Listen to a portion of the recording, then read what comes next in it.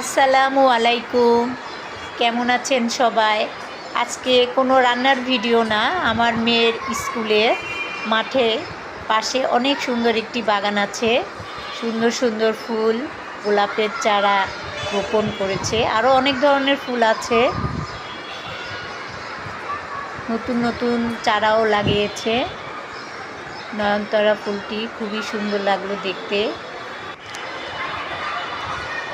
এপাশে অনেক সুন্দর একটি গাছ আছে, নাম জানি না গাছটির, অনেক ঝাঁকড়ানো পাতা।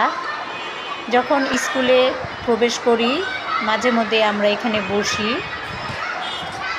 এখন স্কুলে ক্লাস হচ্ছে, তাই মাঠে কোনো বাচ্চারা নেই।